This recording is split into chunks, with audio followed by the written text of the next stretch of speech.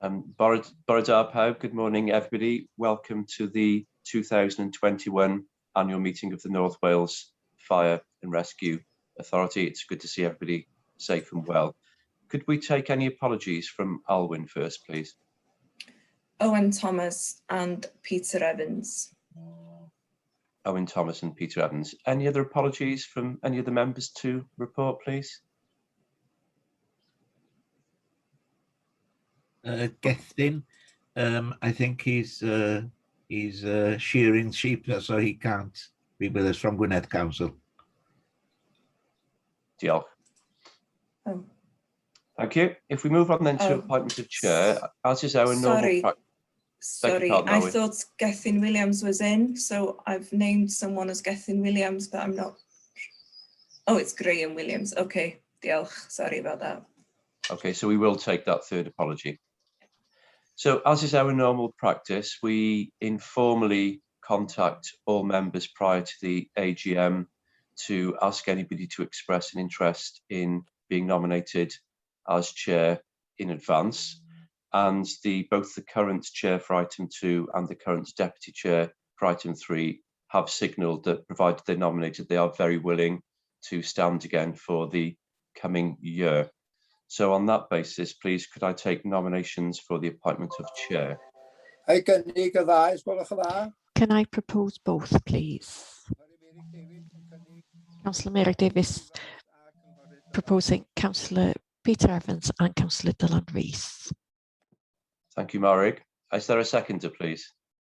Second, Chair. Yes,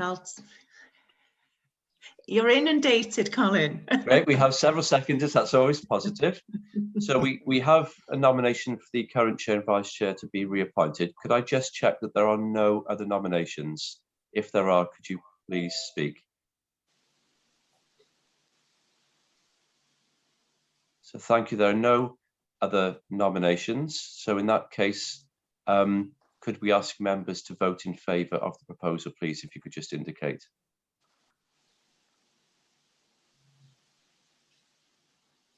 Thank you very much, and congratulations to the chair and vice chair on their reappointment. Well done. I'll hand over to the chair then. Well, thank you, Colin, and thank you, members, for re-electing both of us. Can I start by also welcoming Matthew Edwards and Jodie Williams of Audit Wales, who are joining us this morning. And members will be aware that we have a cyber security presentation later from Peter Davies. So we now move on to item 4, that's appointment of chair and deputy chair of the audit committee. Could I invite nominations, please? Status quo, Mr. Chairman. Do I have a seconder for that? Second, Chair. Thank you. Is everybody in favour of those nominations? That's Brian Apsley for chair and Owen Thomas as deputy chair. Okay, thank you for that. Now move on to item item 5. I've not been advised of any urgent matters. Item 6, minutes of the annual meeting held on the 9th of November. For your accuracy, page 1, page 2, page 3.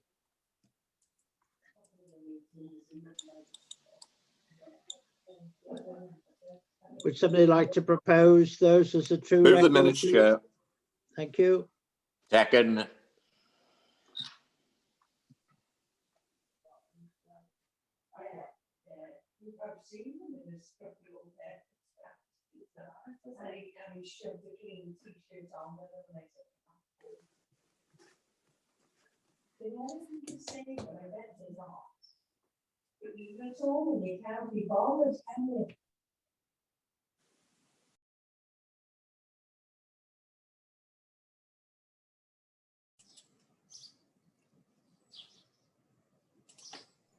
I think the chair's frozen.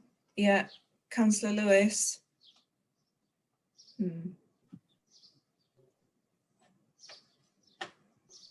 Has the chair dropped out temporarily, Owen? Yeah, it looks like it.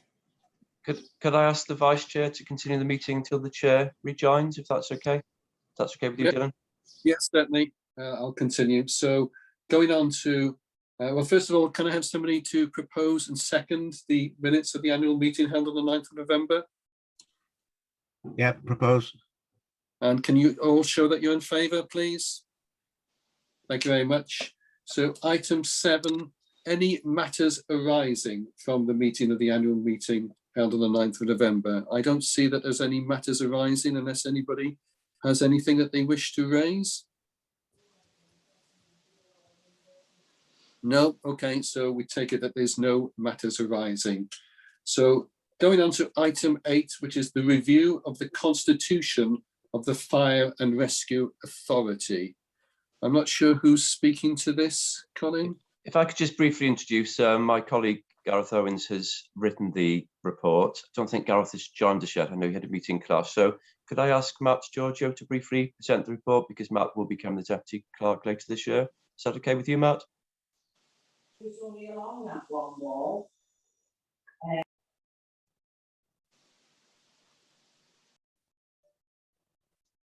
Are you still with us, Matt?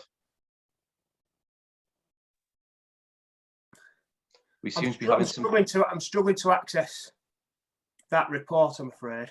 Don't worry. If I introduce it briefly, and if you want to comment, Matt. So, what we're suggesting is that the Constitution should be reviewed periodically, and it is overdue a review.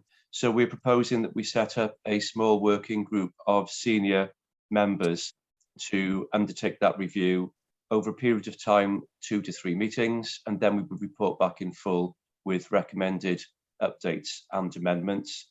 And we're suggesting the working group is the chair and deputy chair of the authority, the chair of the audit committee, and the chair of the standards committee, so we get a full range of opinions. Not a huge piece of work, but it is overdue and would be timely. And that's the recommendation, Vice Chair, if you could approve that, please. Move the recommendations, Chair. Helio. Okay, my only question would be, Colin, is it says that one additional authority member. Do we want to decide upon that now, or can we leave that till a later stage? Yes, beg your pardon, Chair, I should have pointed that out. It would be helpful if there was a nominee now, if anybody's particularly keen to take part. If not, we can resolve it later. But if anybody's very willing to put themselves forward. I commit. I vote. I will, says Councillor Mary Davis. Cynghorydd Mary Davis.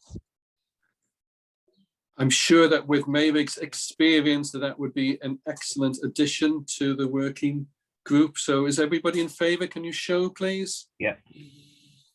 Diolch yn fawr, Mary. Yes, thank you, Mary, for volunteering. Appreciate that. Thank you very much, Mary.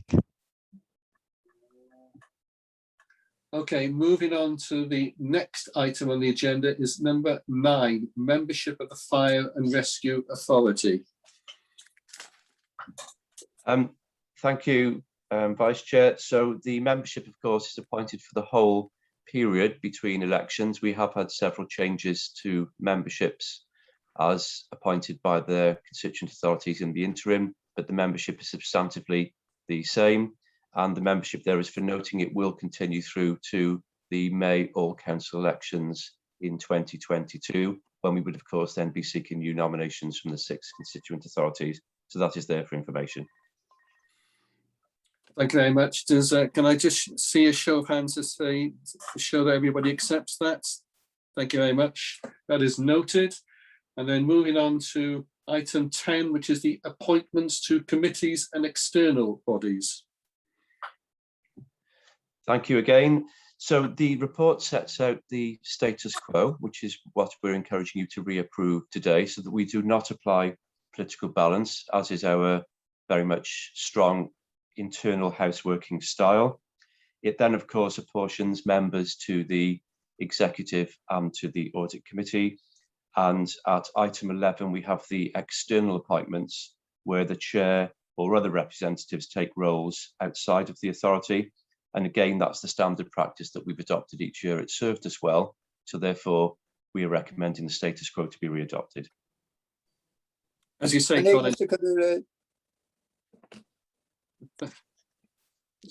Proposing, Mr. Chairman. Yeah. I propose that, Mr. Chairman, the recommendations.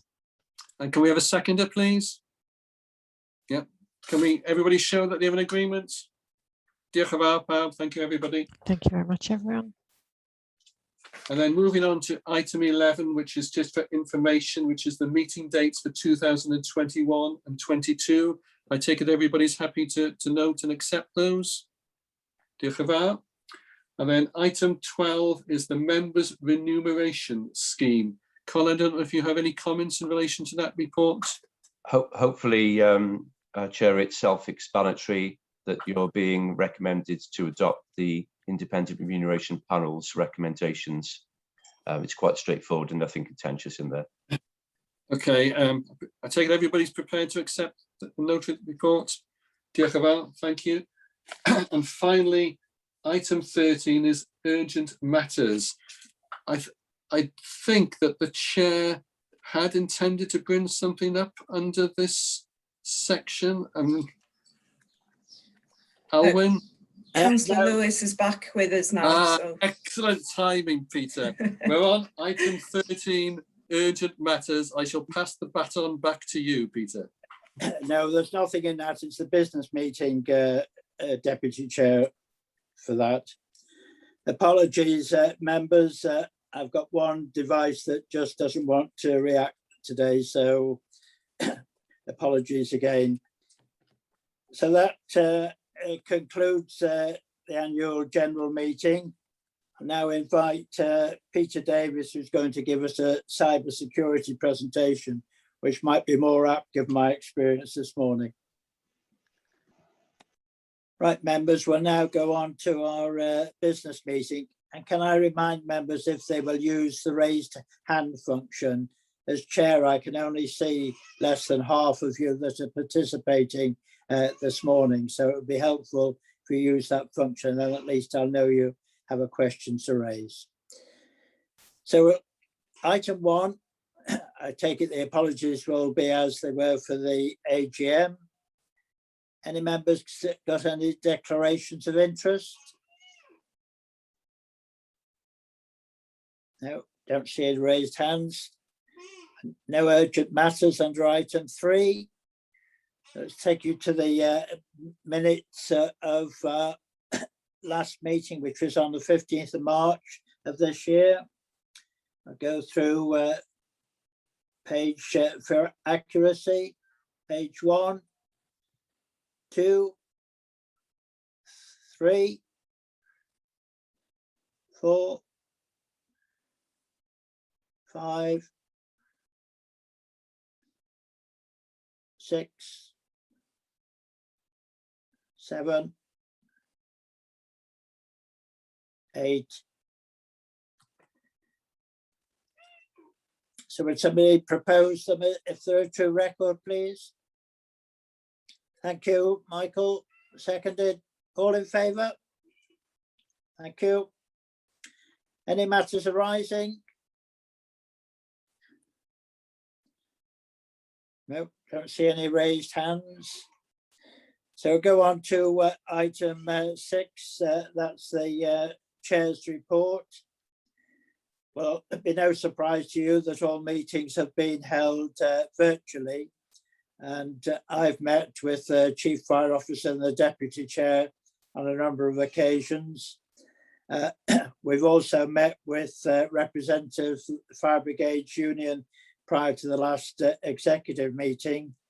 And I've also attended with the Chief Fire Officer, the National Joint Council on paid briefings on a couple of occasions.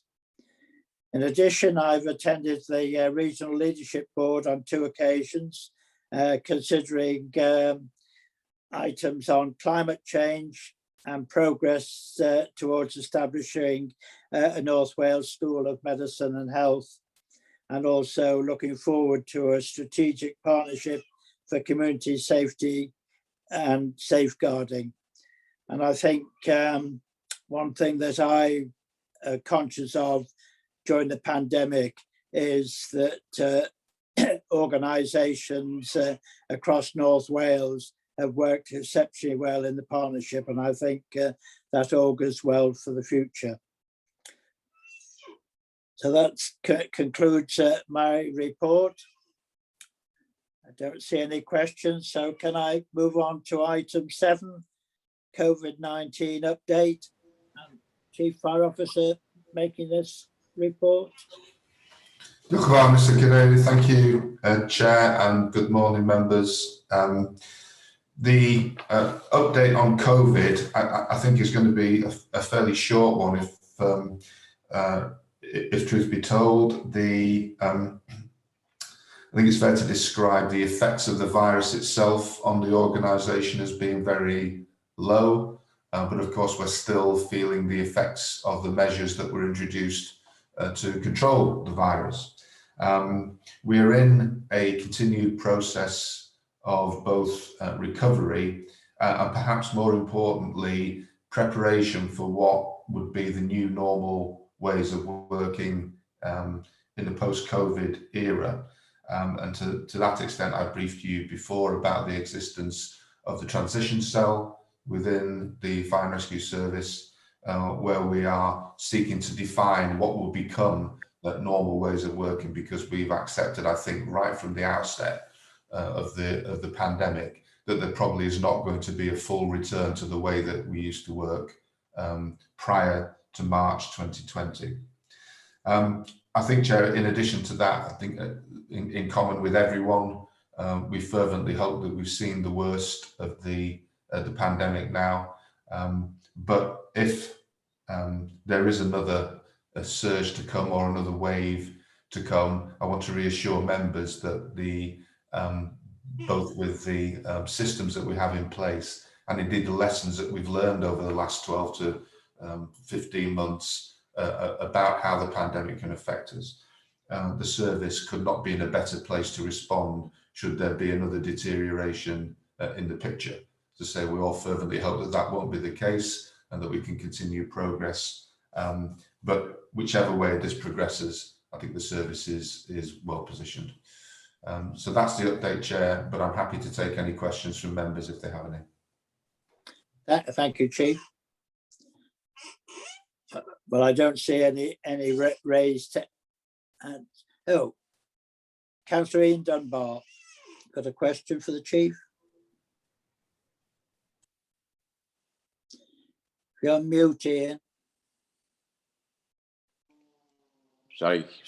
Thanks for that update, Officer, Chief Officer. It was good to hear that you're quite prevalent of what could come in the future over the variant that you've got going. We in Flintshire are having a bad time with it because we've got a number of schools closed. And I was just wondering, with the schools that we've got closed, is it any effect on any of the fire stations throughout the county or throughout Wales that you know have suffered, that they've had to close through this new variant, the Delta variant they called? It used to be the Indian one. I was just wondering whether it's affected any of the services whatsoever from any of the fire authorities. Thank you, Mr. Chairman.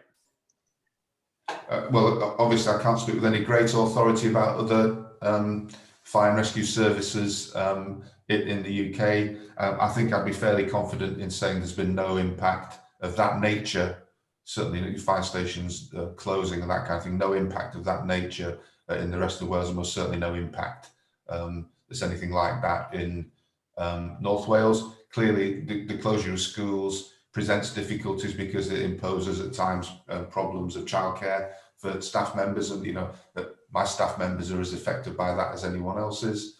And of course, there's potential as well for disruption to the education programme, and although we're not a major part of the education programme, we do have a part to play in that, and so there potentially could be some long-term disruption. But in relation to, has there been such an impact that it's caused the closure of a fire station or the shutdown of a part of a fire service anywhere? I'm not aware of anywhere else in the UK where it has happened, and most certainly hasn't happened here in North Wales. Thank you. Colin, you wanted to make a comment? Yeah, thanks, Chair, if I may. I'm sure everybody's tracking the case figures in the media and through the official outlets of Public Health Wales and their website. The Delta variant is now almost exclusively accounting for all of the new cases in North Wales. And of course, our figures are higher. Our incidence rate, that's the number of cases per 100,000 population in North Wales, is higher than South and Mid because of our connectivity to North West England, the way people commute and travel and move. So that's the basis for it. We do regionally, all the partners, of course, including colleagues from fire, monitor and control the situation very carefully through daily surveillance, and we act where we get clusters in premises, employers, or indeed in schools.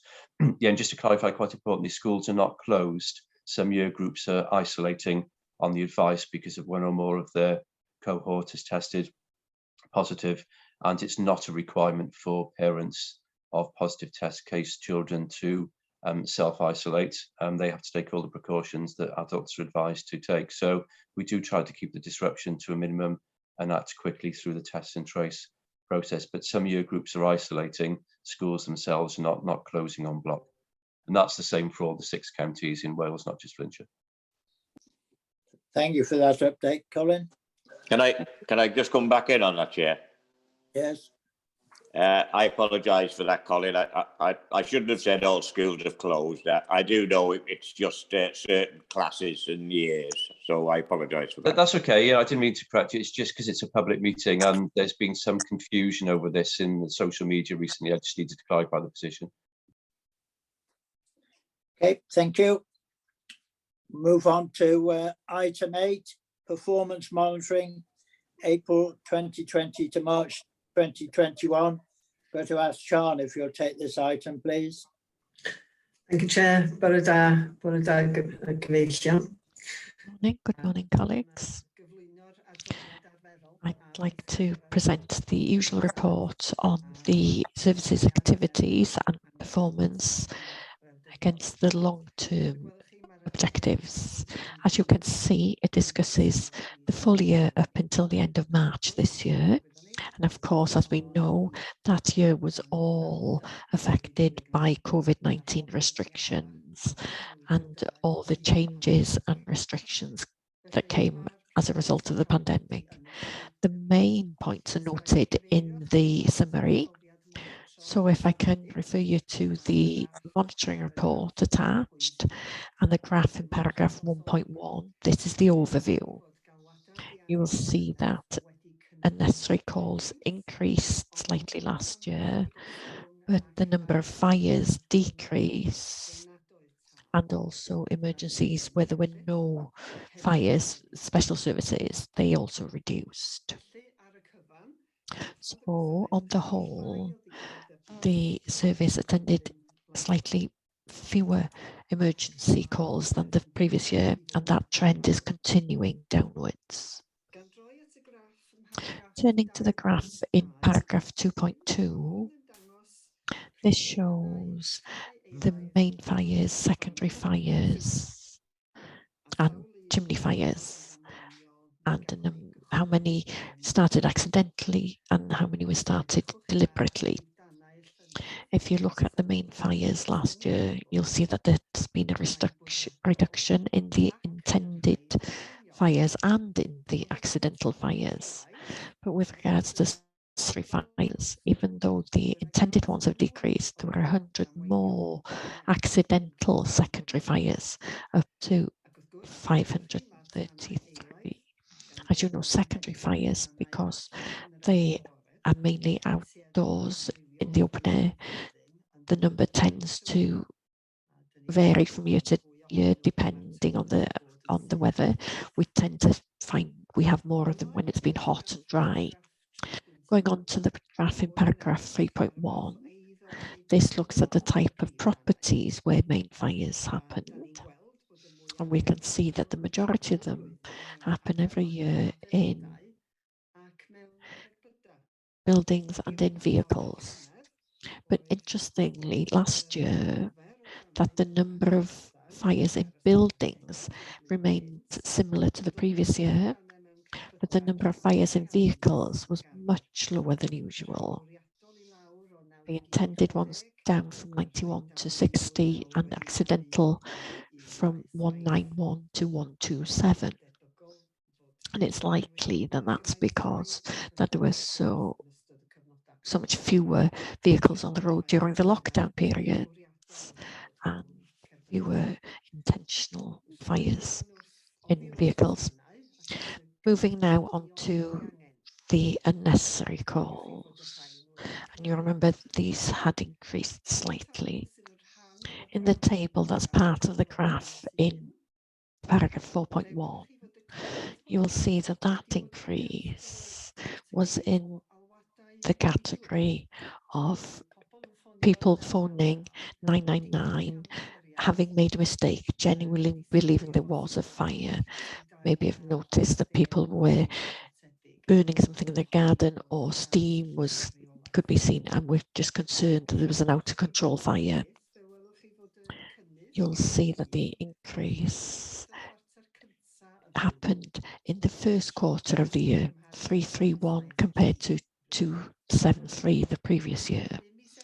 So April, May and June last year, people were being especially vigilant and more willing than usual to report what they believed was a fire where the service needed to turn out to deal with. If we can turn to the special services incidents, those emergencies where there was no fire, paragraph 5.1, what we notice straight away from the graph is that the number of road traffic collisions that we attended reduced substantially. So not only did we attend fewer vehicle fires, we attended fewer road traffic collisions as well. And once again, the biggest decrease was during the first quarter, which makes sense when we consider how much quieter the roads were then. With regards to injuries, graph 6, 42 of the collisions meant that we had to release or cut people out of their vehicle. And that's where the crews came across the most people who were seriously injured, including unfortunately 8 deaths last year. Going on to the monitoring against the authorities' wellbeing aim, supporting people to prevent fires in their homes and educating them how to keep safe if they're unfortunate enough to suffer from such a fire. 360 accidental fires were attended to, slightly more than the previous year. But when you consider that people had been home much more than usual because the pandemic also affected our preventative measures, it's good to see that the number of home fires didn't increase substantially. You'll also see in paragraph 8 that the minor injuries or the serious injuries didn't increase dramatically either. When you consider that there were a number of reports in the press about people rushing out to buy alcohol at the beginning of the lockdown period, and alcohol problems worsened amongst some of the population, the fact there was no more injuries was very heartening. We also know that the majority of fires in homes are linked to cooking. So because so many more people were cooking at home during the lockdown period, that also suggests that all our messages and additional tweets and so on helped to draw people's attention to the dangers, which is really good, of course. And on the subject of home safety or healthy and safe inspections, despite the pandemic restrictions, we managed to provide 11,334 inspections, less than the 20,000 that we'd intended to deliver, but over the 34% of those where we managed to complete were referred to the service because there was some particular concern about them. And finally, but last but not least, the battle is never won with regards to getting people to fit and test their fire alarms, smoke alarms. On the left-hand side of the graph in 10.1, you will see of the 360 accidental fires, 165 where there was a smoke alarm fitted, which worked as it should and warned the people that the fire was starting. Of those 165, only 9 of the fires spread further than the room where the fire started. So that early warning gave people an opportunity to get out and also to avoid any further damage to their property. But what's disappointing is the figures on the right-hand side of the graph in 10.1. Despite years of advising and reminding, persuading, incentivizing, pleading with people to fit and test smoke alarms, in 51 of the fires last year, there was no smoke alarm fitted in the property. So we have to stick at it, keep going with the message. So this is an ongoing piece of work, and the preventative work continues to be important. And that's the monitoring report, Chair. A very unusual year, but despite everything, the number of fires were down, the number of attendances by the special services down. Unnecessary calls, but those were due to genuine calls mainly. Thank you very much, Chair. Thank you, Sean. And as ever, a most detailed report. I think for me, the highlights were that the number of incidents continue to decrease. And I think it's a credit to the service that they've been able to carry out the number of safe and well checks. And as you've just highlighted, it just shows that we do need to continue to provide this service, given the slight increase in fires involving properties without a fire alarm. So, as you quite rightly said, our job isn't done. I've got a question for you from Jeff Lowe. Thank you, Chairman. Yes, thank you for the report. Excellent report, and it identifies all the good works we're doing. But sadly, on bullet point 8 or paragraph 8, whichever way you want to put it, there's that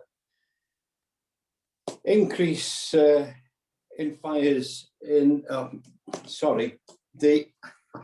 back to where I was. The dwelling fires, a number of those had no smoke alarms fitted. And it had increased, as it says in the report, from 43 to 51.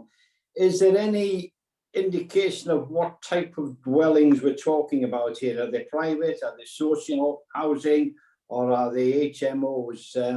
Is there any detail like that available?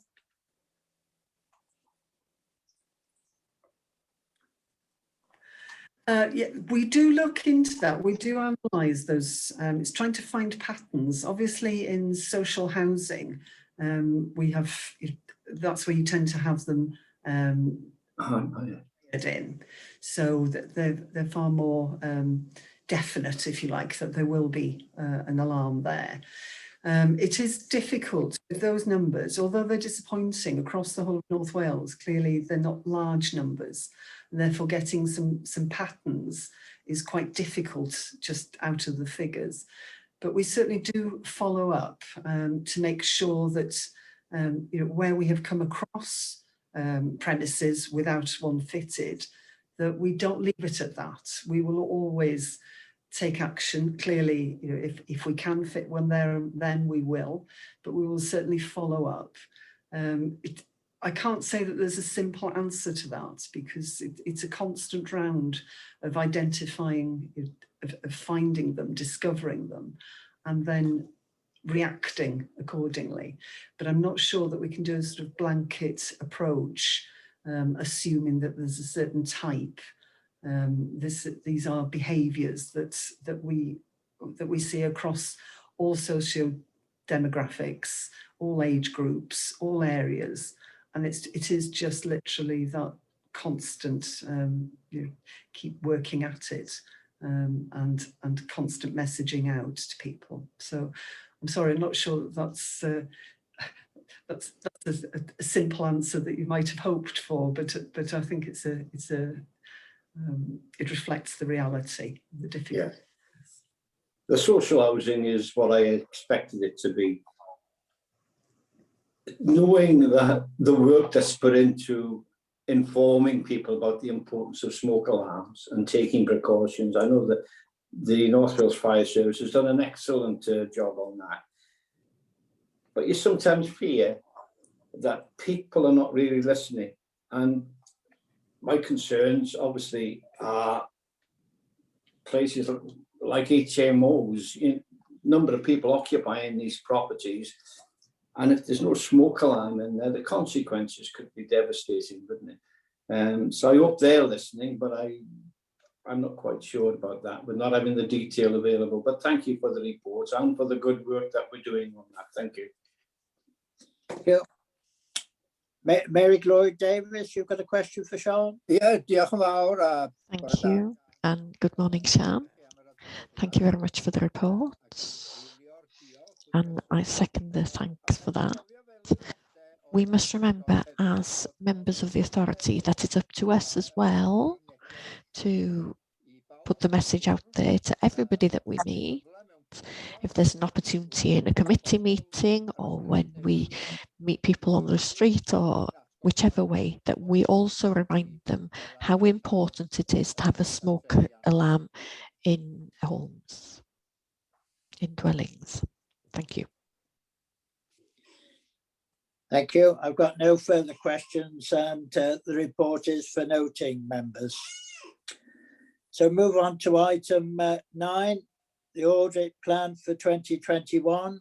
Helen, I think you're going to take this item. Thank you.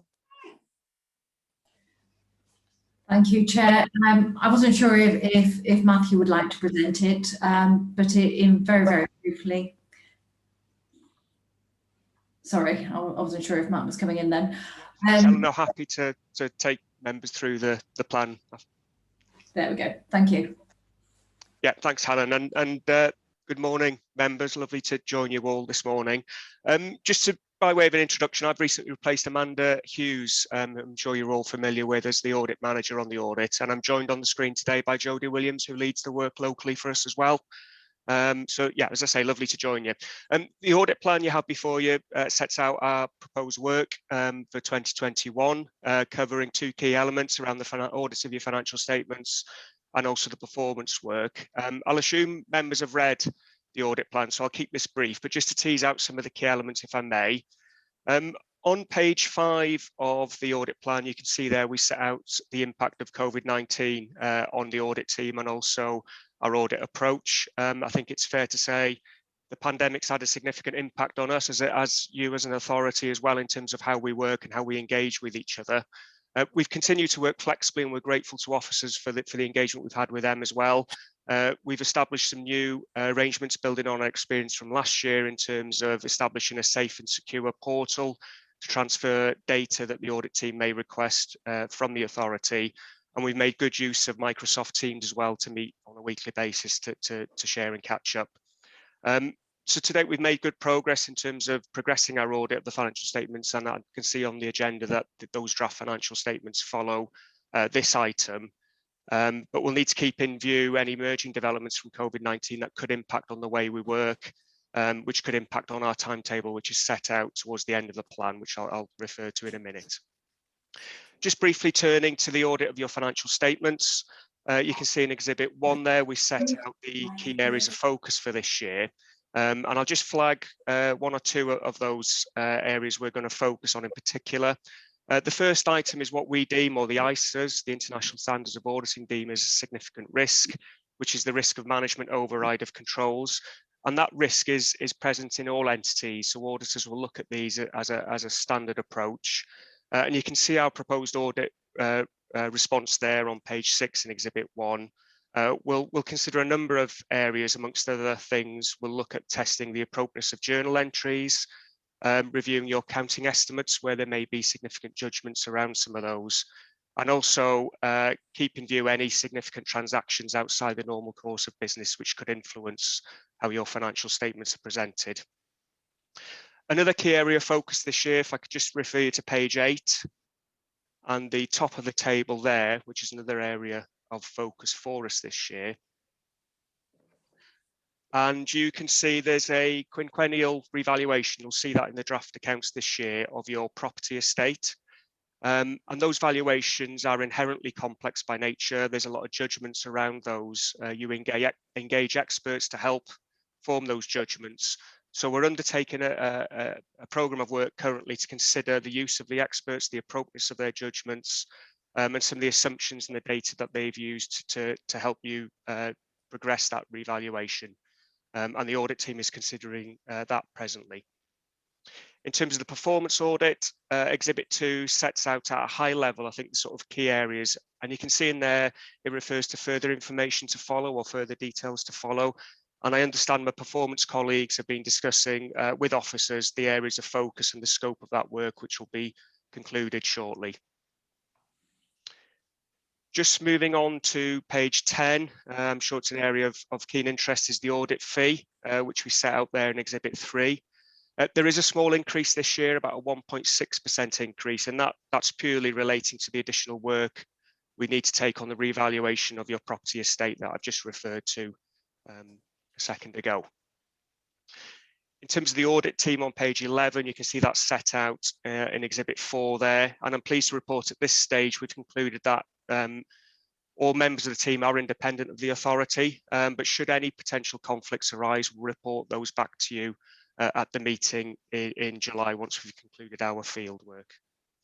And just finally on Exhibit 5 on page 12, you can see our proposed audit timetable. Clearly COVID could impact on that, but no impact to date.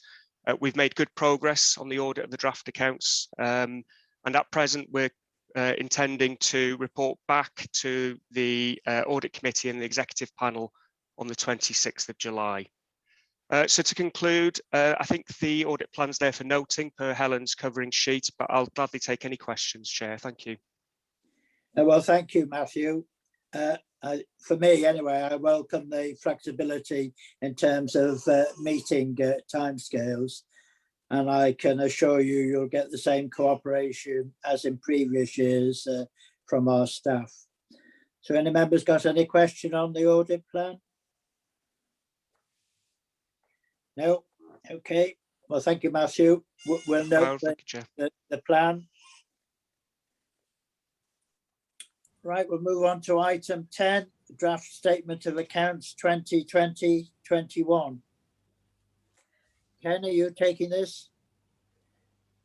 Thank you, Chair. If I may take this item, if that's okay. Okay, yes. Thank you. Borodar Palb. I'd like to, that was a great segue from Matthew, who outlined some of the work that they're doing on the statement of accounts. And I would like to present to members those draft statements. They cover the 2020-2021 financial year. I think it's fair to say it's been an exceptional year for each and every one of us. And from a financial perspective, it's posed a number of challenges. Some of those related to the remote working of our teams, also the remote working of the audit team, as well as some unique challenges that have been presented by the need for us to respond to the COVID pandemic. This is quite a detailed report and it has a number of objectives. And before getting into the detail of the accounts themselves, I'd like just to confirm what those objectives are. First and foremost is to present the draft statement of accounts to yourselves as members. Secondly, it is to seek delegation of the final approval of the audited accounts to the executive panel. And as Matthew's just outlined, that's scheduled for the 26th of July.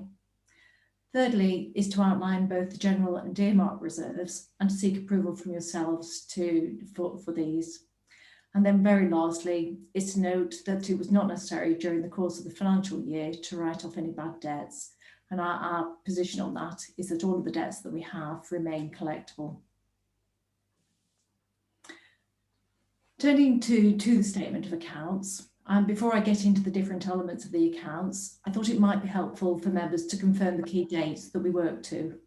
They are quite challenging because the draft accounts are prepared each year by the 31st of May. They're then signed by the Treasurer and they're submitted to the external audit. So that external audit is currently ongoing, and we have regular meetings with the auditors, and that's so that they can raise with us in a timely manner any issues of note and we can respond accordingly. Formal approval by the authority is undertaken following that audit, and that is scheduled for the 26th of July. These are really quite challenging deadlines in normal circumstances, but certainly they're doubly challenging for us at the moment. So as you'll appreciate, whilst there is some flexibility in the accounts and audit regulations, we took the decision as a finance team that it was actually better to work to those normal timescales, because that then leaves time for the team to focus on the things that they need to be doing. And that very much is focusing on managing this year's budget and then looking in terms of setting next year's budget as well. I think it would be remiss of me not to acknowledge the hard work of both the services finance team. Helen Howard and her team have worked really, really hard, and also that of Conway County Borough Council and their financial services team. Graham's on the call today, and they've worked collectively to ensure that we've achieved the deadlines that we set. Turning to the accounts themselves, the form and the content are largely prescribed by accounting manuals, which set out the recommended practice both for the reporting of revenue and capital items. Consequently, the document in your pack today runs to over 71 pages, which includes a range of tables and notes containing quite technical disclosures, including the adjustments between the management accounts that you'll be very familiar with and the financial statements. I have to say it's important for me as an accountant that the accounts maintain their relevance to all of the users, all of the stakeholders who may not actually be into the detail of the technical aspects of it. Therefore, on pages 8 to 15 of the accounts in your pack, there's a narrative report. And the purpose of that narrative report is to give a reader an overview of the financial position and performance of the authority. Turning to the key messages, our total income for the year was 38.6 million, of which 35.9 was received from constituent local authorities, and that's in line with the budget that was set. We received £2.2 million from grants from the Welsh Government, and then we received £500,000 of other income. Gross expenditure was 38.6 million, which also includes £1.6 million that we propose to move to earmarked reserves. What I'd like to do is just look at some of the key expenditure headings. Staff costs account for 71% of our net expenditure, and that is absolutely common with most public sector bodies. Within that, there's some relatively stable costs, which account for staff on standard contracts, such as myself, where you can reasonably predict the monthly cost and project that over the course of the year. In addition to that, we have what we know as variable pay costs, which relate to activity, and this can fluctuate quite significantly year on year. Part of that is the demand, but also it depends on the complexity of the underlying incidents as well. However, for 2021, we faced a further challenge, and it was necessary to respond and adapt to the government measures to address the pandemic. Accordingly, it was necessary for us to pause our normal recruitment activity. And this impacted on a range of posts, from professional functions such as HR, corporate planning and finance, through to fire safety protection posts, prevention posts, and also apprentice firefighters. The limiting factors not only related to how we recruited those individuals, but it included a range of measures, including our ability to undertake the corporate induction, face-to-face medicals, fitness tests, and training. So bringing somebody into the workplace, you want to ensure that they're trained as well as they can be, and it was just necessary for us to pause those activities. I'm really pleased to be able to confirm that because of the measures that we've taken, recruitment has now commenced, and a significant number of the vacant posts have now been recruited to, and this will be carefully monitored throughout 2021-22. The pause in recruitment has given rise to an underspend against the payroll budget, both in respect of the vacant costs and the reduction in training. And this has enabled the authority to establish a number of earmarked reserves to support sustainable developments. And I'll touch on those later in the presentation. We have approximately 50 buildings across our estates, and our budget for running these in terms of their maintenance, their insurance, their national non-domestic rates, and their fuel costs is 2.5 million. And there was a minor overspend in this area. Whilst we did experience some reductions in the day-to-day running costs of our offices, the vast majority of our premises are operational, and therefore costs were not reduced. What we were able to do is take the benefits of our offices that were closed and use the budget for making our buildings COVID secure. In addition to that, we experienced a backdated rates demand for the refurbishment of one of our fire stations, and thankfully we were able to accommodate that. Turning to the matter of our transport, our fire appliances were still very much operational. So whilst we did experience a reduced fuel cost in respect to our non-emergency vehicles, that was used to meet the cost of general increase in the cost of repairs, and also changing the working practices of our mechanics. So one of the actions we took very early on was to actually ensure that the business continuity of our fleet department was maintained. Within supplies and services and third-party payments, there's a range of costs. We've heard this morning about the fact that we were able to revert to agile working from home. We've also heard about the impact of the measures that we've taken in respect of cybersecurity. So within supplies and third-party payments, ICT is a key area of expenditure, as too are the cost of our stores department. So in line with every public sector body, we had to, during the course of the year, look at additional PPE. What have we got that keeps our workforce safe and also keep the community safe where we engage with them? I think it's fair to say that the impact of COVID has reinforced the need to invest and maintain our ICT infrastructure. And as part of our sustainable response to COVID, we've allocated £500,000 into an earmarked reserve to continue this work and to ensure that our systems remain safe. We've also spoken about capital financing. So you will receive today a detailed report on treasury management and prudential indicators. But as a consequence of COVID, we benefited from reduced interest rates. The vast majority of our borrowing is short term, and therefore when it came up for renewal, we were able to actually benefit from those across the board interest rate reductions. In addition to that, we actually paused the capital programme. So what members will note in future years is that there will be a 1 year benefit. Those capital projects are going to be picked up. It was just necessary to pause them because what we couldn't afford is the risk that we brought contractors into our buildings to carry out major capital works whilst we were taking significant measures to protect our staff. Unlike your own councils, the income to the Fire Authority was largely unaffected by COVID, and that's largely because we don't have a charging mechanism. So therefore, we were particularly lucky to continue to receive our grant support from the Welsh Government.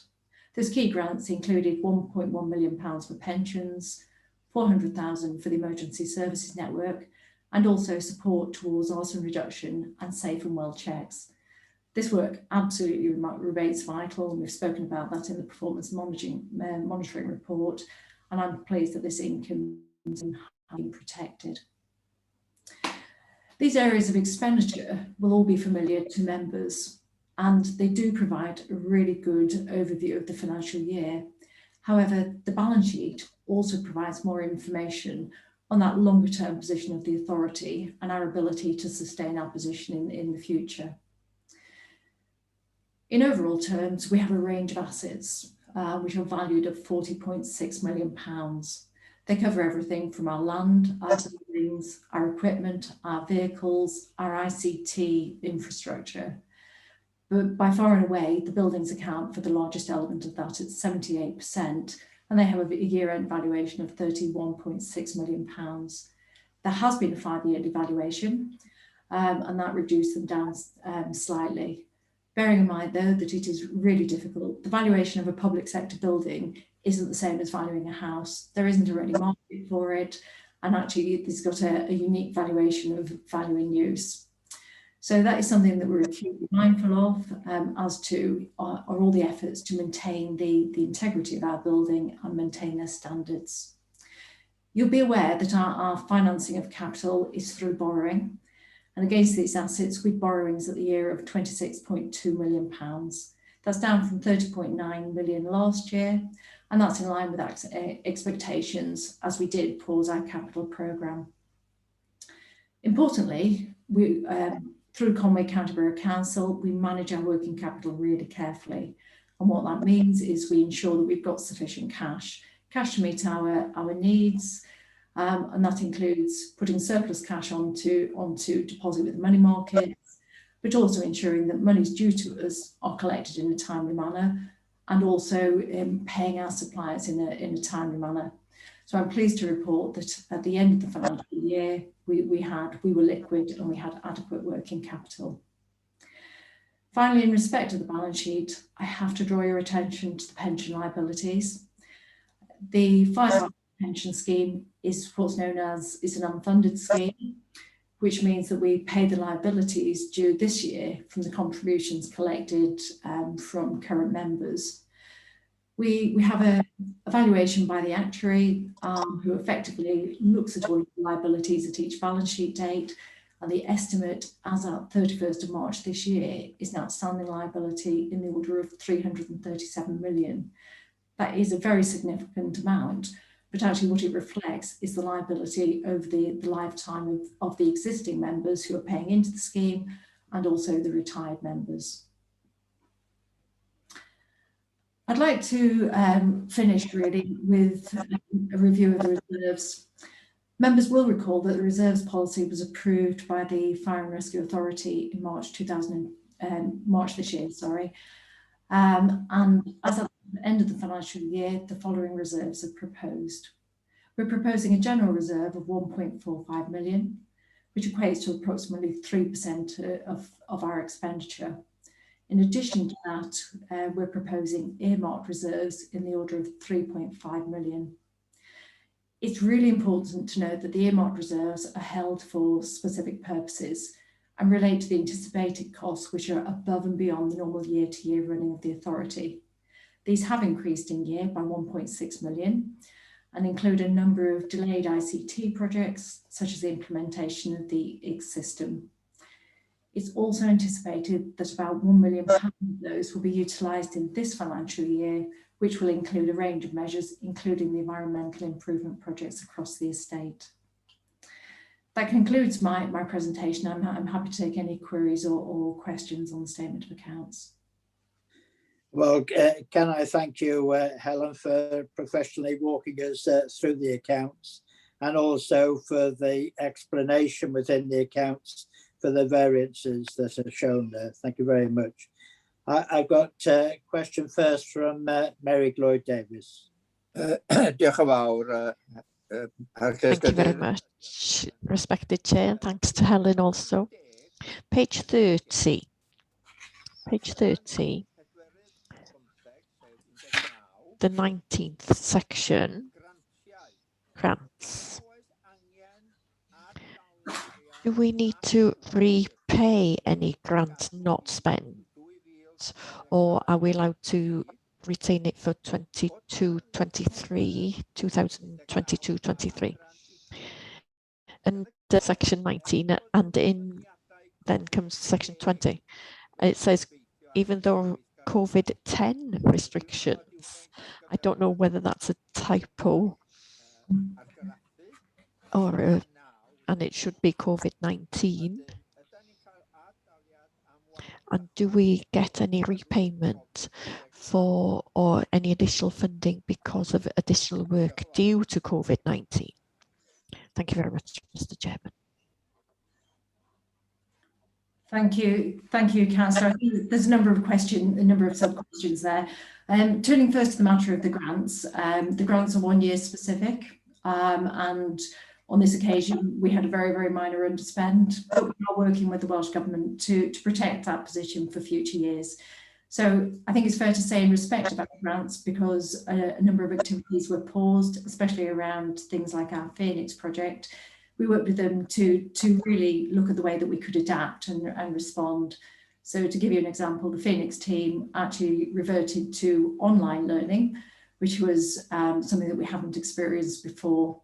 So to give the assurance that we actively receive those grants and put measures in place to spend them where appropriate to do so. But more importantly, we work with the Welsh Government to make sure that they were aware of our activity. I think turning to the easy one to answer, yes, COVID-10 is definitely COVID-19, and apologies for that typo. And then I think the third aspect of the question was really about financial support. Financial support was made available across the public sector, both to local authorities, fire and rescue services, and also other bodies such as the NHS.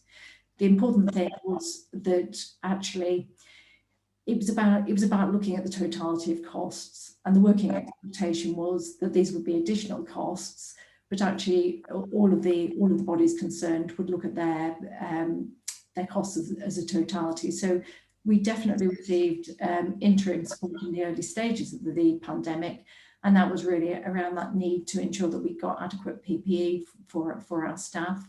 But towards the end of the financial year, there was a working expectation that those activities had been sort of sucked into normal day-to-day. As I've outlined in my report, there were a number of areas where we had underspends, and therefore it wasn't necessary to access that funding in the latter half of the year. Diolch yn fawr iawn. Thank you. Thank you Brian, very much. you've got a question? Thank you, Chair. I'd just like to thank Helen and her team for the efficient way that they've run audit committee throughout the financial year, obviously in very difficult circumstances. But I have a question, and it was in really reference to the previous item and the 1.6% increase in audit costs, which were described as small. I'm aware that inflation for the last financial year was well below 1% on average. And recently in May, it moved 0.7% to a figure of 2%, but surely we were paying for services for 2020 and 21. Have you got the right to challenge that figure, or is it a take it or leave it? Thank you. Helen, do you want me to respond to that question? I guess it's directed at me. Yeah. And I can pick up any residual queries in that respect. Yeah, thank you, Councillor. Thank you for the question. Yeah, just a couple of things to note, really. As a flag, there is a 1.6% increase. The actual fee rate we applies, so the comparable fee year on year hasn't increased at all. The reason for that increase, which works out around £900, is due to the additional work we're undertaking this year on the revaluation of your property estate, which I referred to earlier. So it is actually reflecting the additional time we're putting into the audit to consider that revaluation exercise and the accounting treatment that's applied in the accounts. So the comparable fee will remain the same, but that increase reflects additional work we're taking specifically for this year to address that risk. Hope that answers your question, Councillor. Thank you for that explanation, but I don't think 1.6% is small compared to other things going on in the world. And as I said, inflation was less than 1%. So thank you very much for the explanation. I think in fairness, Brian, it is for additional work. Can I take members to the recommendations then? I've got no further members' questions. They're on page 27, and Helen did previously highlight them, but for information, there are 4 parts to the recommendation. Note the draft revenue and capital outturn positions as detailed within the 2020-21 statement of accounts. Delegate approval of the final audited 2020-21 statement of accounts to the executive panel at its meeting on the 26th of July. Approve the earmarked reserves. And finally, note that no bad debts have been written off in 2021. So could I have a proposer, please? Thank you. Paul, Jeff, seconded Ian, I think. Okay, all in favour? Thank you. Well, I'm conscious that we've nearly run for 2 hours. Would members like to take a 10-minute break now, or do they wish to continue? We've got 6 items of the agenda still to deal with, and some of them are a bit meaty. Carry on, Mr. Chair. Carry on, Mr. Chairman. Okay, members wish to carry on. Okay, thank you. We'll now move on to item 11, which is the annual governance statement 2020-21.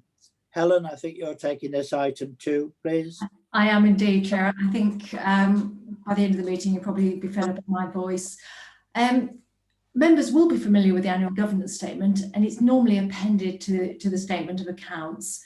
For this year, we took the opportunity of producing it ahead of the statement of accounts and taking it to the executive panel, and therefore, given its relevance and given its importance, we've included it as a separate item. The purpose of the annual governance statement is to provide assurance, and that assurance is that we're conducting our business in accordance with all of the relevant laws and regulations, that we're spending public money, that it's safeguarded and is properly accounted for, hence the link to the audit of the financial statements. And then lastly, again, linking to the performance aspect of the Audit Wales work, that our resources are used economically, efficiently and effectively. I think it's fair to say that the term governance is a really, really wide term, and therefore to support all of the organisations that are required to produce an annual governance statement, the SIT for Solace have come together and produced a framework. And what that does is effectively breaks down governance into 7 key areas. We follow that. We follow the SIT for Solace framework, and actually the report in your pack is effectively structured around those 7 areas. The annual governance statement was presented to the executive panel in detail at its meeting in May. What it does is it provides that comprehensive and coherent overview of the arrangements that we have in place for the authority. Key to that and core to that is the constitution, and we've spoken about that in the annual meeting, and there are a number of really key documents within that. We have the financial regulations, we have the contract procedure rules, and we have the scheme of delegation to the Chief Fire Officer, which really directs the work that we do on a day-to-day basis. The document itself does 2 things. It looks back over the financial year, and that's to say, were the governance arrangements in place? Were they operating, and did we report on them? But it also takes that forward look into the current financial year.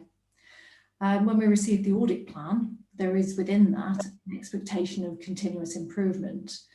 And I would like to draw members' attention to the improvement action plan that's contained within pages 52 and 53 of your pack of papers.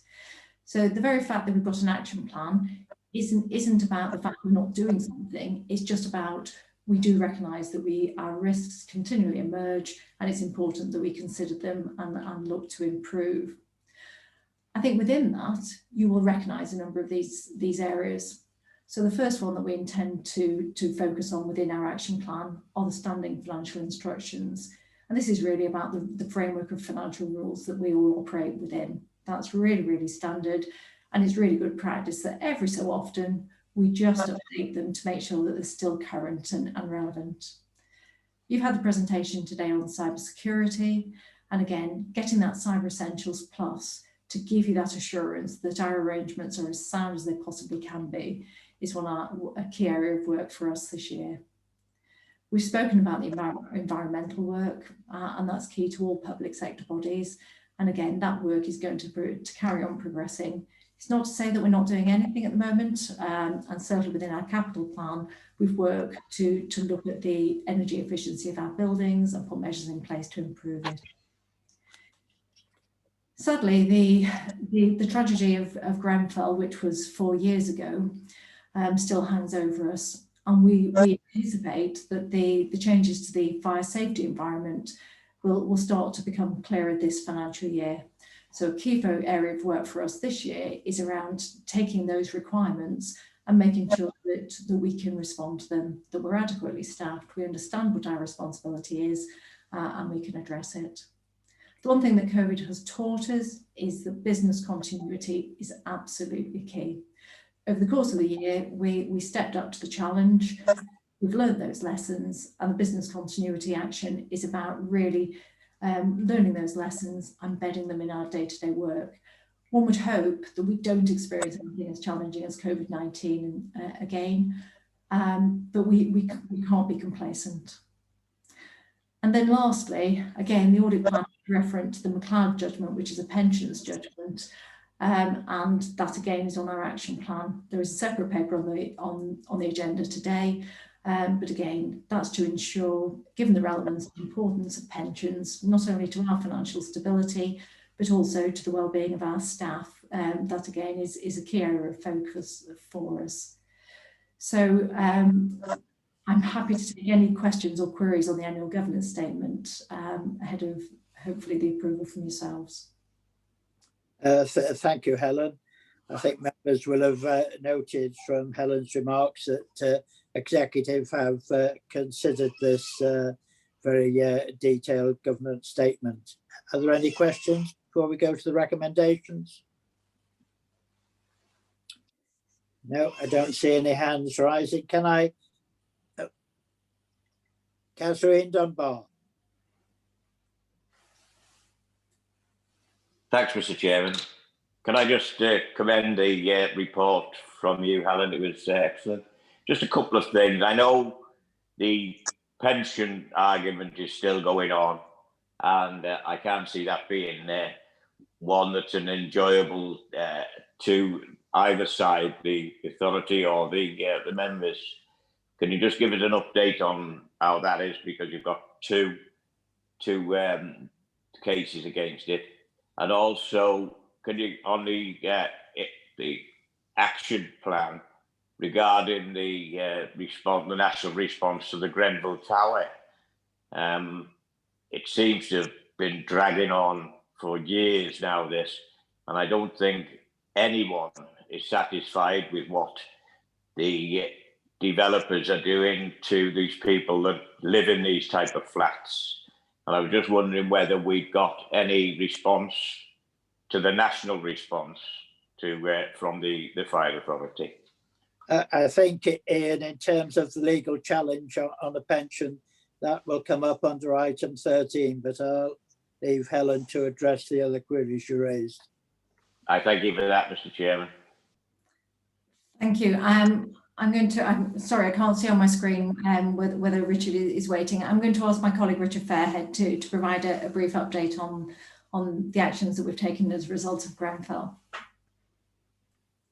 Yeah, thank you. Well, following the initial fire in Grenfell nearly 4 years ago, we did lots of work with local authority buildings, particularly the 8 high-rise buildings in North Wales. Following on from the reviews that have been carried out and the inquiry, we've now continued to work alongside Welsh Government colleagues and local authority colleagues in ensuring that we have systems in place to maintain the inspection programme that we're currently doing. Colleagues will be aware of the white paper, which is been consulted on with Welsh Government, and there's lots of work that we're doing alongside the Welsh Government to ensure that we are ready to put into place any new fire safety precautions or measures that need to happen to ensure the safety of the people in those buildings. Okay, thank you for that, Richard. I've got no further hands raised to questions. Can I take you then to the recommendations, which are on page 34, under 5. That's to note the governance arrangements outlined within the draft 2020-21 annual governance statement, and also note the forward work plan for 2021-22, and to approve the draft 2020-21 annual government statement. So could I have a proposer, please? Move, Chair. Thank you. All in favour? Thank you. We'll now move on to item 12, Treasury management activity and actual prudential indicators for 2020-21. Helen? I'm going to defer to Graham Williams on this occasion, Chair.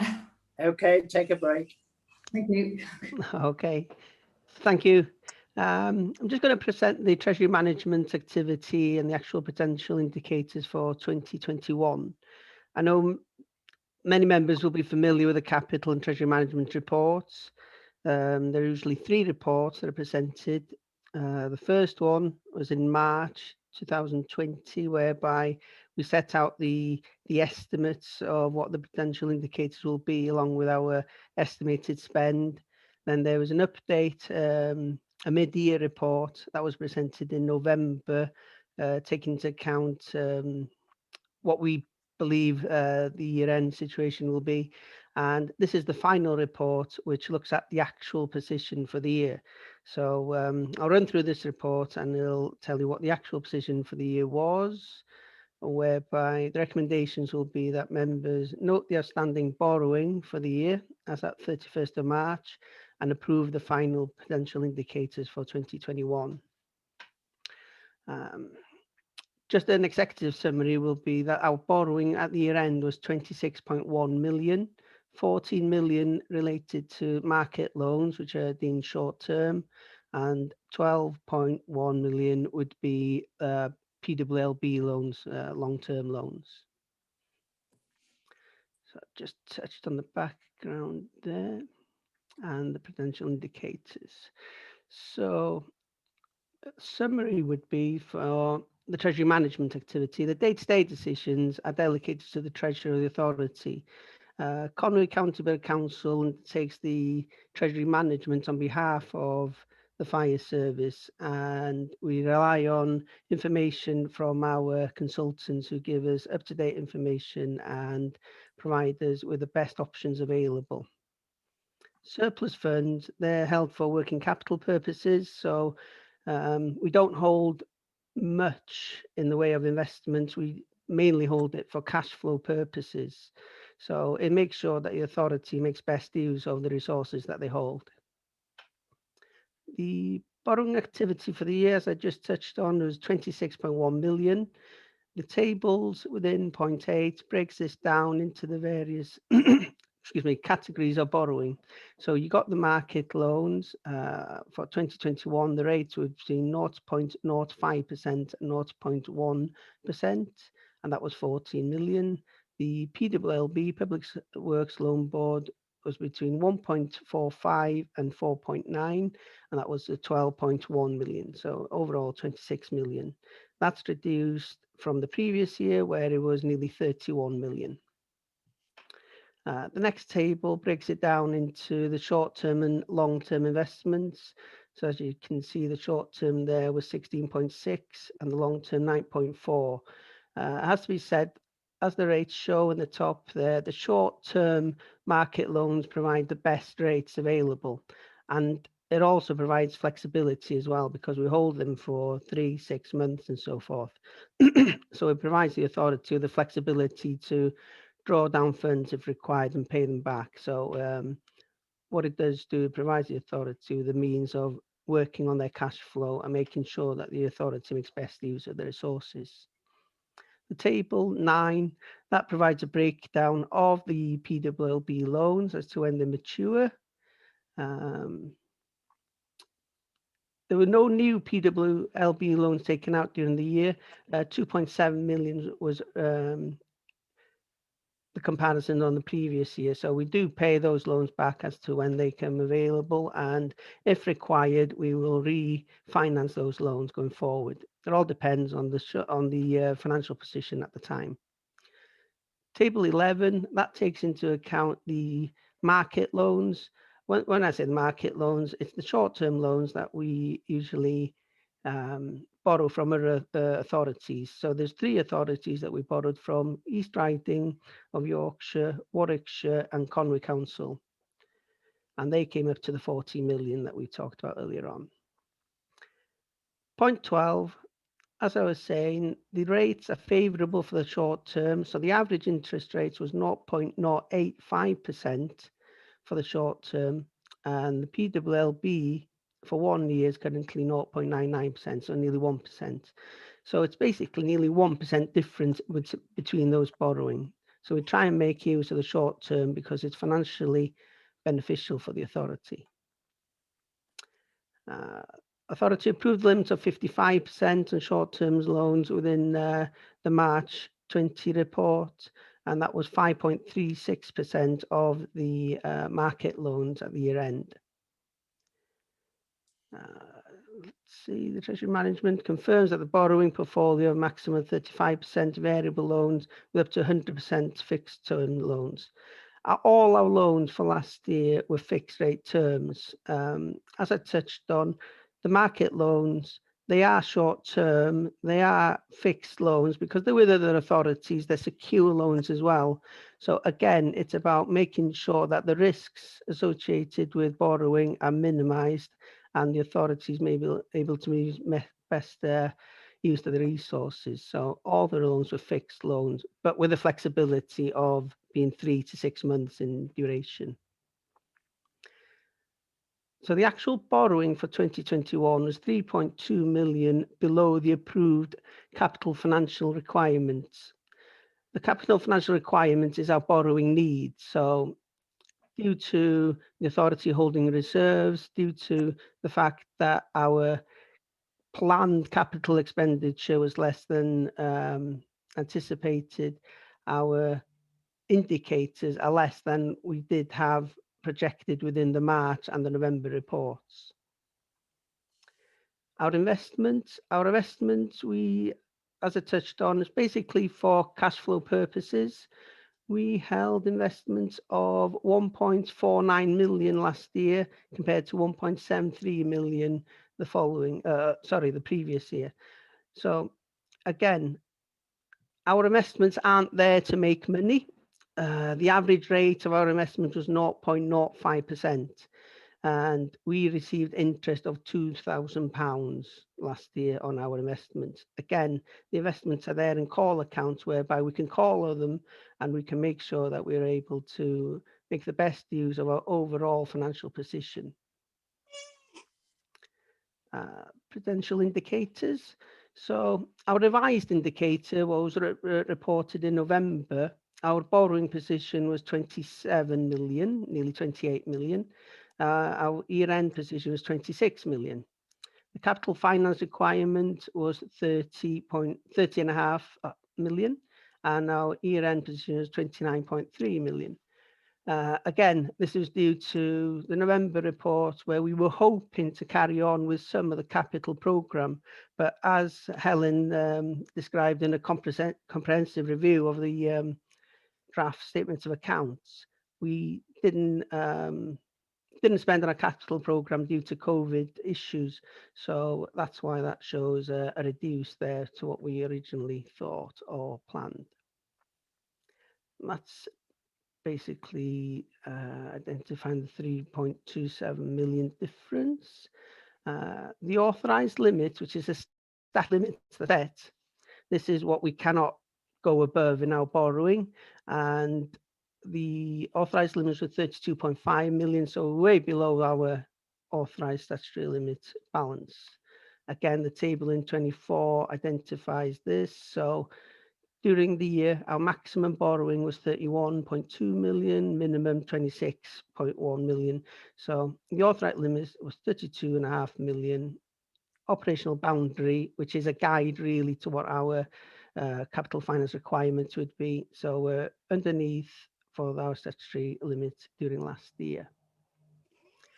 There's the regulatory framework, which shows that we're conducting our treasury management business in line with the frameworks. And I won't go into all the details with those, but you can ask questions if you require. And Annex A, potential indicators, shows a comparison of the revised indicators. As I touched on, we had the mid-year report in November. These are the figures within the mid-year report, and then the comparison of what our actual situation was. So again, I won't go and repeat all the figures that are in the main text of the report. But as you can see, the capital expenditure 0, capital finance requirements 29, borrow 26, and so forth. And these are the potential indicators at the year end. So that's the report basically. So I don't know if anybody has any questions. Well, thank you very much, Helen, for walking us through that. I'm sure it won't have escaped members notice the favourable rates for short-term loans. Any questions, members? I think you've obviously blinded them with science, Helen. So shall we go to the recommendations, which are on page 55. Under 3, that's to note the outstanding borrowing and the potential indicators for 2020-21. Do I have a proposer, please? Moved, Chair. Michael, and seconded. All in favour? Thank you. Thank you. Right, we'll now move on to item 13, which is the legal challenge to the 2015 pension reforms. Helen, are you taking this one? I am indeed, Chair, and thank you. We've entitled this the legal challenge to the pension reforms. It's also known as the McLeod judgment. It's also known as the Sargent. It's also known as the transitional legal challenge. So you may hear it referred to in a number of guises, but it's been widely reported both over recent months and also years, and in particular it relates to the discrimination contained within the move to a career average scheme away from the final salary. I'm not going to revisit it in detail because it's been going on for a number of years, but a very brief summary. The UK government implemented protection for those who are closest to retirement, with the absolute best of intentions that basically said if you're close to retirement, you haven't got much time to make alternative provision. That was subsequently proven to be discriminatory. UK government appealed it but lost. And important to note, it is a national issue. It's not unique to the fire and rescue sector. It's not unique to us. And then across the public sector pensions, the government is now actually trying to unpick the detailed remedy proposals. What we do know is that it will affect staff who were employed as at the 1st of April 2012, and also those who remain in employment during that remedy period. So the remedy period is April 2015 through to March 2022. And the broad detail of it is that those who are within scope will be moved back into the legacy scheme. So if you moved into the career average, you'll be put back for the period of remedy only into that final salary scheme. 1st of April 2022, all staff will move into the new career average scheme. I have to say the principles appear really, really straightforward, but the detail hasn't yet been developed to enable both the primary legislation to be changed and also the secondary legislation, which contains all of the detailed regulations. And the current date for this work to be completed is about October 2023. And what that does is it places not only the members of pension schemes in a difficult position, but also public sector bodies. So if I'm a member of a scheme and I'm looking to retire before October 2023, I am quite legitimately going to be saying, what about me? And what those cases are known as is immediate detriment cases. In an ideal world, we'd have the detail and we'd be able to process them, but sadly we don't exist in that ideal world. what the paper does is it sets out some of those challenges that we're facing. You know, the key one being that the details aren't known, the software hasn't been updated, which means that even if we took a decision to process them, we would be doing it manually. That is with pen, paper, calculator and a spreadsheet. And what that means is a high degree of uncertainty, risk of error, and quite frankly, it's a very difficult position to be in. Although the detailed proposals are known in terms of moving everybody back, what isn't known are things like how do we treat those cases where there's a transfer of pension benefits, such as divorce? How do we treat cases where staff transferred in from other public sector bodies? And then also how do we deal with any rising taxation issues? HMRC is looking at this, as is HM Treasury. So it's really quite a complex area. And as you'll appreciate, as scheme managers, you want to be assured we're doing the right thing, but actually that means doing the right thing for all of the members, for the scheme as a whole, but also those members who find themselves in immediate detriment. So when writing this paper, we were awaiting further guidance. There is a piece of work that's been ongoing between the FPU and lawyers, because the FPU has clearly quite simply said this doesn't feel fair, so they're bringing another legal challenge to force organisations to start processing. The working intention is that we will have an agreed framework which will unpick some of those more contentious issues. In the interim, HM Treasury, which is applicable in England, they've issued some further guidance. We haven't had the opportunity of working through that guidance and understanding how it's applicable in Wales. And what I'm proposing is that we will progress this matter via the Welsh Scheme Advisory Board, which is actually due to meet this week, to ensure that consistent approach. So what I'm seeking from members is that they know the report, the complexity and some of the uncertainties, and approve that the processing of those members who find themselves in immediate detriment can only commence once the guidance has been assessed and can therefore be safely implemented. Thank you. Thank you, Helen. I'm aware, Ian, that you had a question earlier. Do you still wish to raise that now with Helen? No, Chair. I've been reading it again. I can see that everything is under review for the next few years. To both cases, the McLeod and the Sergeant one, and it's just going to be one of those, Mr. Chairman, where I think it's going to be argued for a long time because there's so many people involved in it, not just the ones that have actually retired, the ones that are coming near to it, and the ones that are about to join the different scheme. But no, thank you, Helen, for that. That was fine. Okay, thank you. I have no other members with a question for you, so can I take you to the recommendations, which are on page 63 under 10. We note the background to the McLeod Sergeant judgment, and also note the current position with regards to remedy, and approve the recommendation for immediate deferment of cases are not progressed pending further guidance from legal advisors or the receipt of national guidance.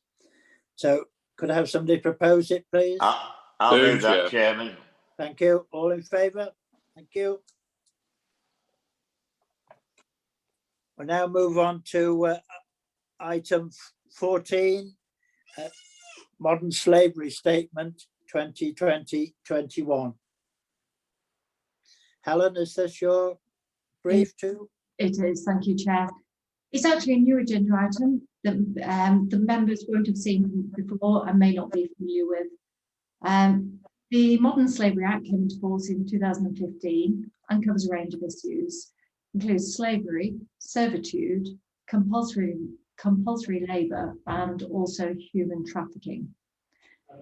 It's clearly a really far-reaching issue, and as part of the Modern Slavery Act, commercial organisations with a turnover in excess of 36 million are required to produce a modern slavery statement.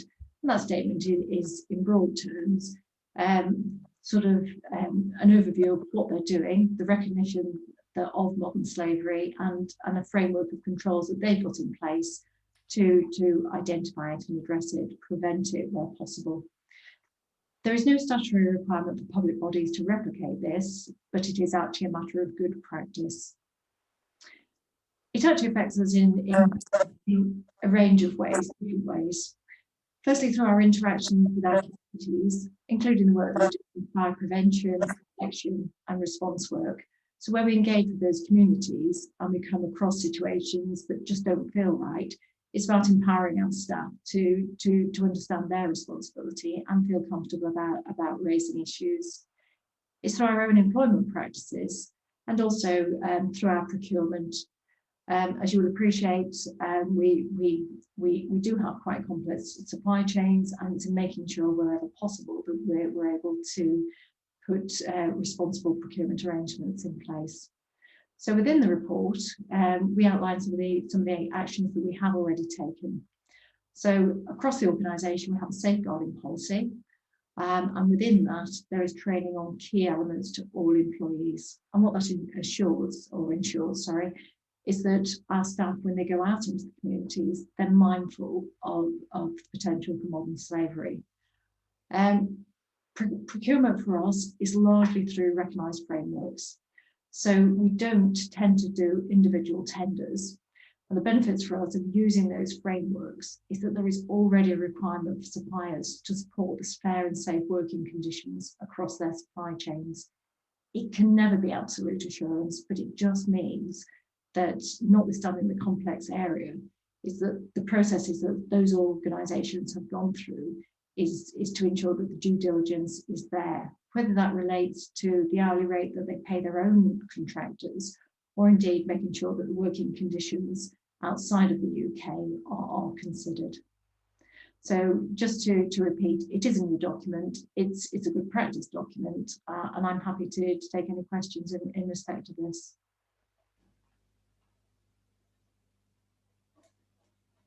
Sorry, Councillor Lewis, you're on mute, sorry. Thank you, Helen. I think many members, probably like those in Conway, will have had presentations on modern slavery and the surprise of its extent within North Wales. And I think it sort of highlighted to us the importance of training to be able to identify it. So any questions, members? I don't see any hands up. So this is our first statement on the subject, members. Can I have somebody propose we approve it? Thank you. Brian, thank you. All in favour?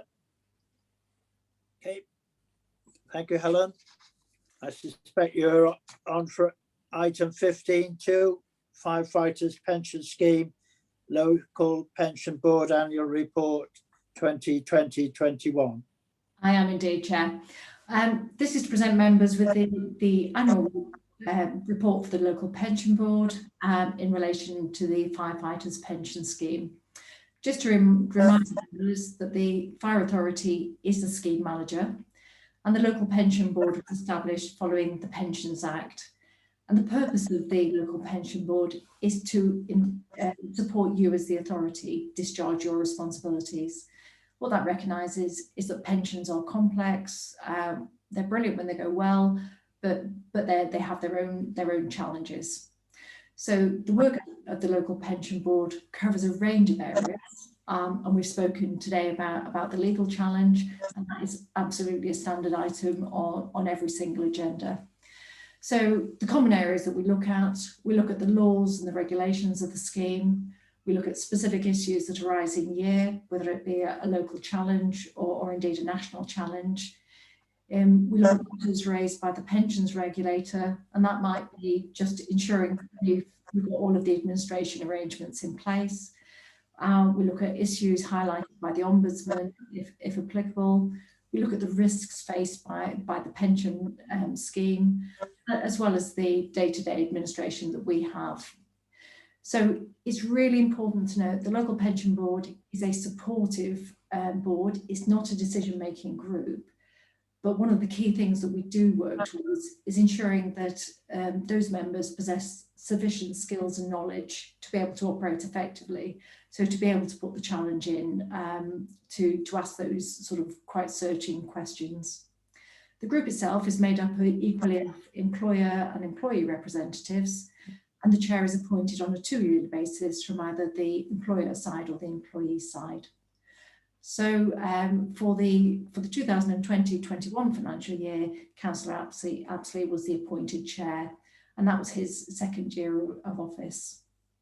So turning to the report, that covers the following. It talks about, gives that assurance that the group is constituted in accordance with the requirements of the Act. So the important thing is that there's equal balance between employee and employers.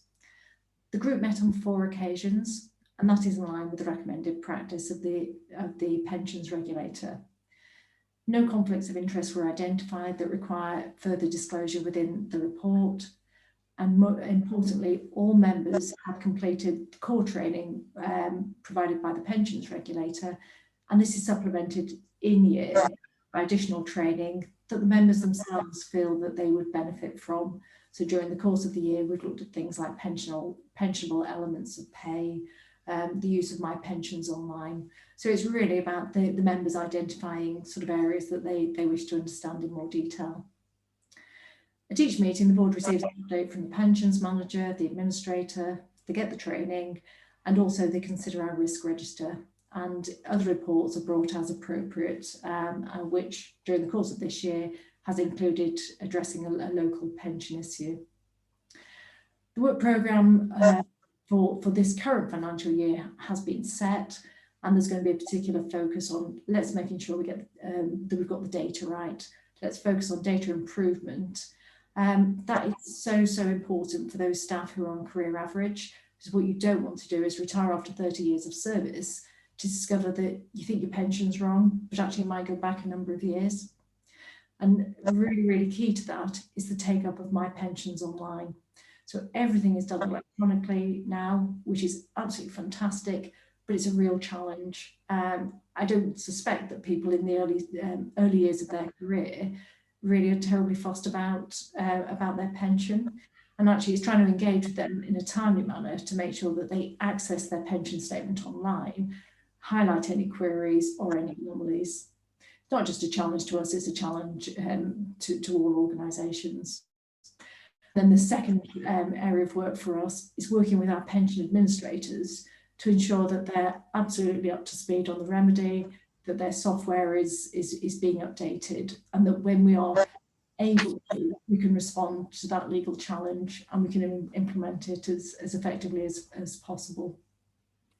So that was a brief canter through the report, and I'm very happy to take any queries or questions on it. Thank you, Helen. Brian Apsley has a comment or a question to raise. Thank you, Brian. Thank you, Chair. Just a comment, really.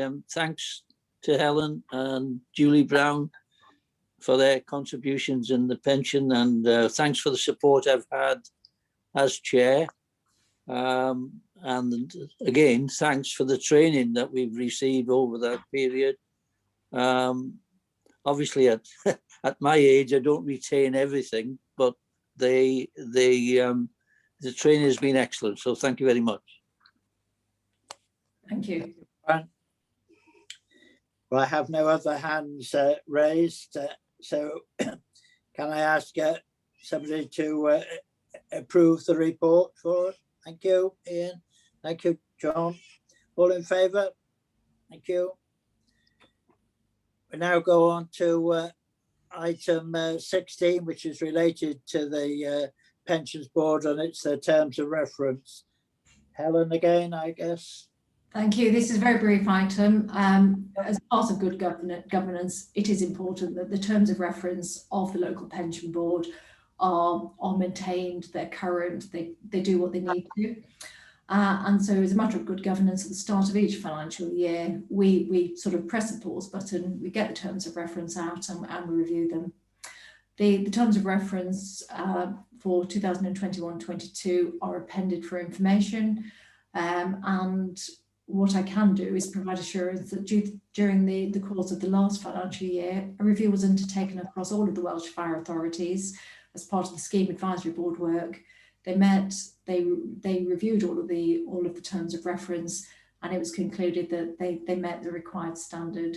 So this is just really to close that loop and make sure that the fire authority is cited on I suppose on the way that we work as a local pension board. Thank you. I'm sure members have read the terms of reference.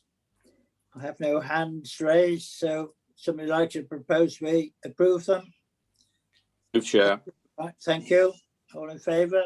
Thank you. Right, I've just got one item under urgent matters under 17, and I'm sure members don't need reminding that this is the final meeting for our Chief Fire Officer, Simon Smith. He's had a long association with North Wales. He's in his 21st year as our Chief Fire Officer and served over 40 years in the fire service. And I think it's fitting that in our final meeting that we pay tribute to that service. And members will be aware that I thought the appropriate way of doing that was perhaps for a representative of each of the local authorities to make that tribute. And we'll do that in alphabetical order. So on behalf of the citizens of Conway, Chief, I wish to record our thanks to you for the way that you've kept people safe within the county as a result of the initiatives you've implemented and maintained. My council has also enjoyed a good working relationship, providing financial services to you, in addition to the Treasurer in Ken Finch. So on their behalf and all county councillors that have served on the Fire Authority during your tenure, may we wish you a long and enjoyable retirement. So I'm now going to call upon Mary Lloyd Davis to make his tribute. Thank you, Mary. Thank you very much, Mr. Chairman. Well, can I also, on behalf of Denbighshire County Council and all the members who've been involved with the Fire Authority over the years since 2000, thank to colleagues from Denbighshire to greet the Chief, as he's referred to, Chief Fire Officer, on his retirement. I would like to wish you a long and happy retirement, Simon, and thank you for your wise, intelligent and sound leadership over the years. It was a pleasure to appoint you to the post in the early years of the authority in 2000 and to see the faith that we put in you at that time realised. It was an honour to serve as Vice Chair between 2002 and 2004 to Councillor Trevor Roberts, and therefore worked closely with you, Simon, at that time. And as Deputy Chair between 2012 and 13 to Councillor Aled Morris-Jones, I gained further experience of working with you in your role. Between 2013 and 2019, I was elected Chair of the Authority and worked directly with you, Simon. That was a great pleasure. And also with Councillor Peter Lewis as Vice Chair. Your mastery of responding in a meeting was always wise and dependable. Also, your mastery of the English written word is a delight to listen to and to read. Your guidance on cost cutting and during times of crisis such as strikes, major fires and flooding were wise and proportionate to the circumstances. I am glad that I've been able to continue to be with the authority to work with you for so many years. You have been excellent and very faithful. Best wishes and good health to you in whatever path you may take in the forthcoming years. Best wishes. Thank you. Can I call upon Ian Dunbar on the behalf of Flintshire, please? Thank you, Mr. Chairman, for allowing me to speak on behalf of the North Wales Fire and Rescue members from the Flintshire County Council for the impending retirement at the end of June of one of the longest serving chief fire officers in the UK, a total of over 43 years, Mr. Simon Smith.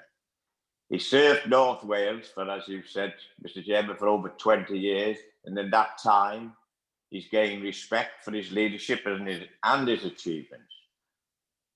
A couple which come to mind, one was being responsible for directing the service into one which was more prevention focused. And also, which I found by visiting most fire stations, in which the conditions have improved tremendously. And I think in which he modestly says he only achieved these things with the support from the people that he worked with. Mr. Chairman, the members of Flintshire County Council wish Simon a long and healthy, and most of all, a happy retirement. Thank you, Simon, for the years that we've worked together. Thank you. If I could introduce John Brinmore Hughes on behalf of Gwynedd. Simon, on behalf of Gwynedd Council, I'd like to say thank you very much for all your service, the modernisation of the service and everything. To say you had an easy time, it's very difficult to say. 2007, a recession, followed by austerity, followed by COVID-19, and now we've got cyber attacks as well. It hasn't been easy, but you seem to march through it and put us all at ease. For that, Gwynedd Council, and I think the people of Gwynedd, thank you very much. If you're ever around the Llŷn Peninsula in your retirement, please call in the sun. You'll be more than welcome, but let me know that you're there because I've retired from there. But most of all, I thank you for your support 10 years ago. Thank you. Thank you, John. Now call upon Jeff Lowe on behalf of Wrexham. Thank you, Chair. Just unmuted myself there. Yeah, right. Follow that, as they say. How do we recognise an excellent public service provider? For me, it's look to the people it serves. And how much criticism does it receive? Well, we all know the answer to that, very little indeed. North Wales Fire Service and its crews give an excellent service. They are highly valued and supported, but there's more to it than that. As we all know, it's a question of leadership. The leadership of our retiring chief officer has carried out his duties, providing leadership through a difficult period, the challenges including austerity measures. And if that wasn't enough, along came COVID-19 and all the problems that has given us. And as you would expect, North Wales Fire Service continue to provide a service that has helped to protect the people of North Wales. Chief, that's what I call leadership. So please accept the best wishes for a healthy and long retirement from myself, my fellow councillors from Wrexham County Borough Council, and a very sincere thank you from the people of Wrexham.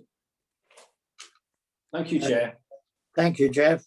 And now call upon Dylan Rees on behalf of Ynys-Môn. It's my privilege on behalf of all the county councillors at the Isle of Anglesey County Council and indeed the communities across Ynys-Môn to add my own tribute. I'm sure many of you will have seen that classic film Forrest Gump, starring Tom Hanks. And there's a part in the film where he starts running and he keeps on running and he keeps on running for over 3 years.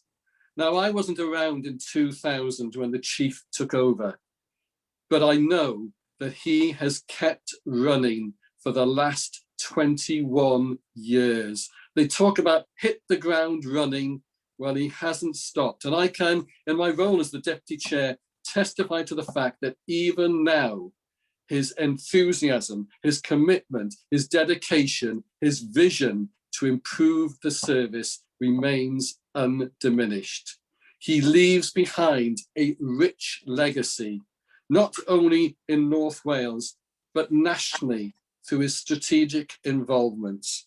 And I know that the new chief will seek to build upon the excellent foundation that he has laid. So I'd like to indeed thank the chief. We owe him so much gratitude. Now, my sources tell me that he's a keen Beatles fan. So I'd like to leave you with the words from a 1963 recording, which isn't very well known. It says, "I'll be on my way." And the first 4 lines say, "The sun is fading away. That's the end of the day. As the June light turns to moonlight, I'll be on my way." And Simon, as you go on your way after 43 years of dedicated service, we wish you well for a long, happy and fulfilling retirement. Diolch o galon and pob peth. Thank you for everything. Can I thank everybody for their contributions? And I'm sure the chief would want to respond, but shall we give him a silent clap?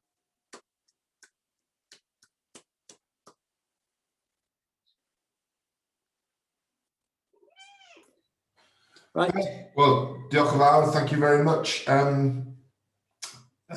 The comment about keeping running hasn't done much for my weight, I'd have to say that, Dylan.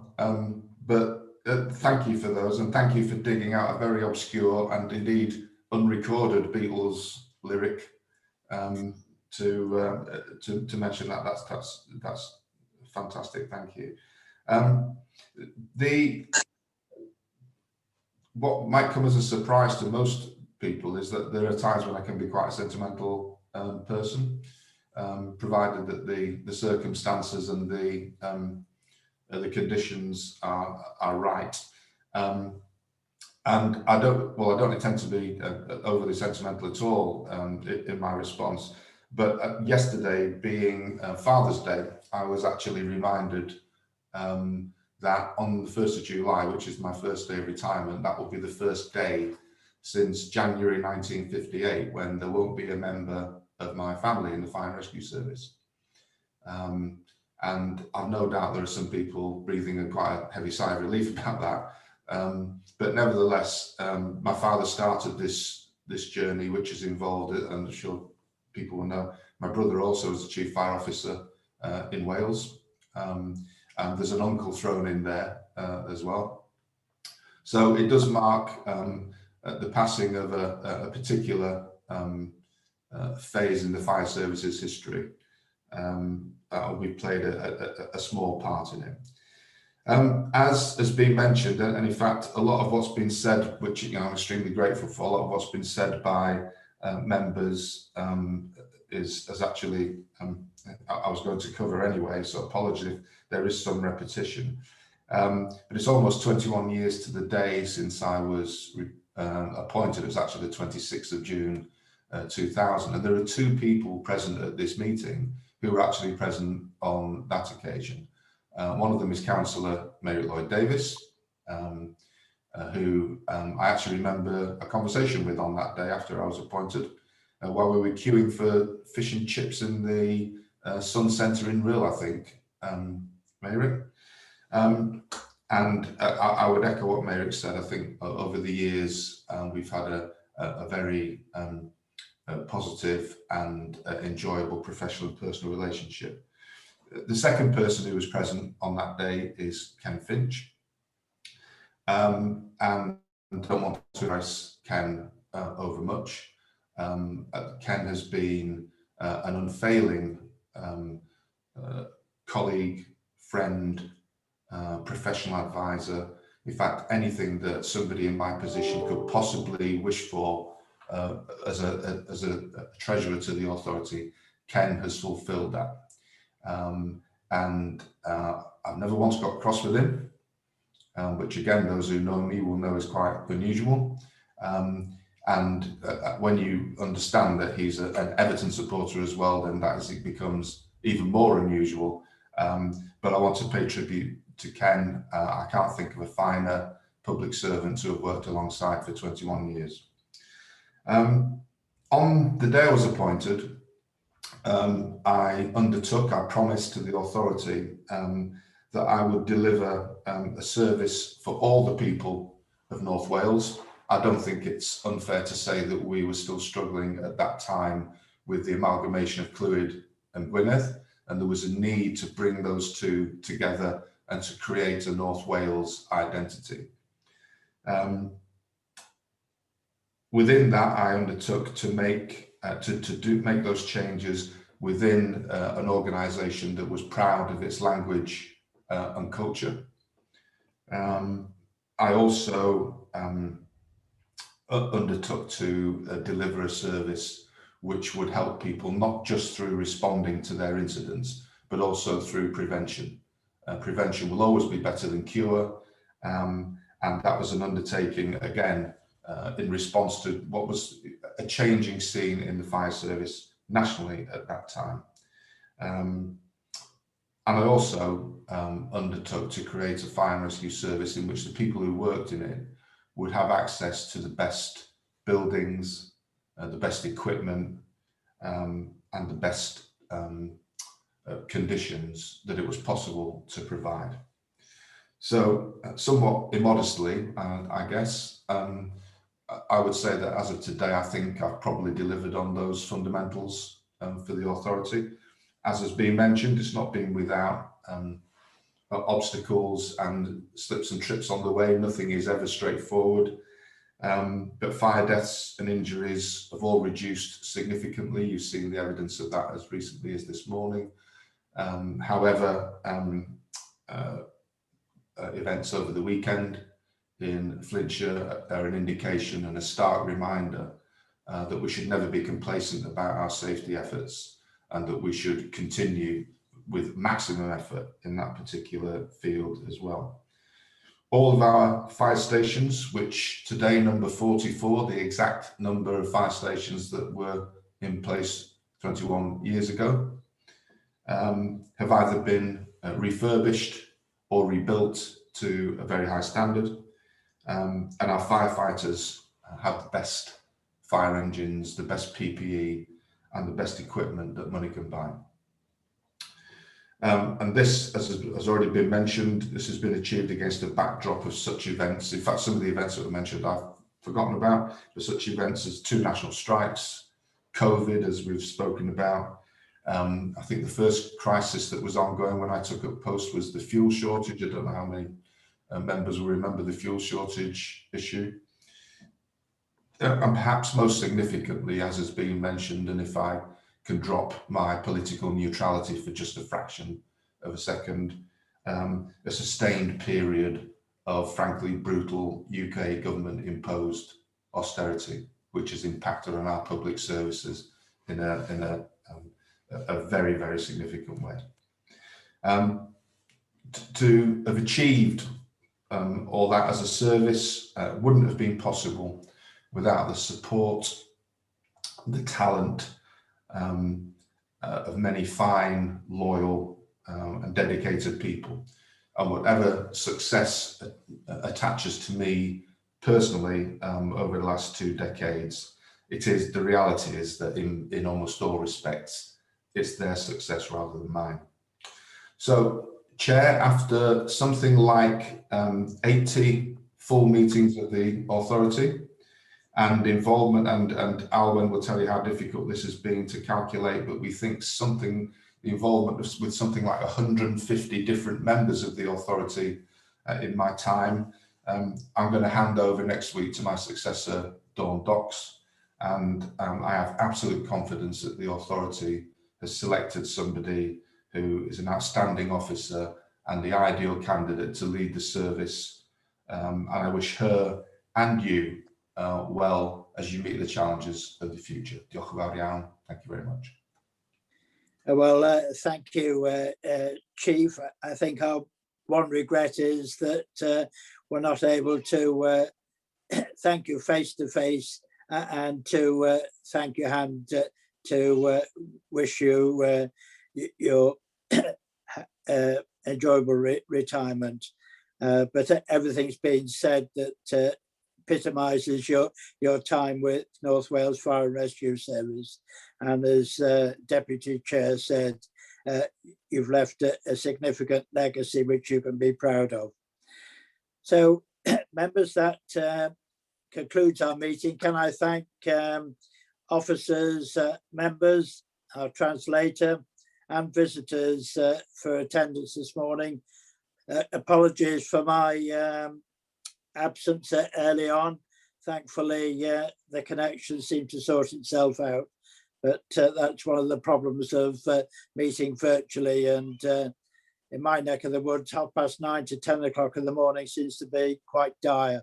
So can I wish you all an enjoyable day? And I'm sure those of you that didn't make a contribution today are more than happy to give your good wishes to Simon privately. So thank you very much. Bye.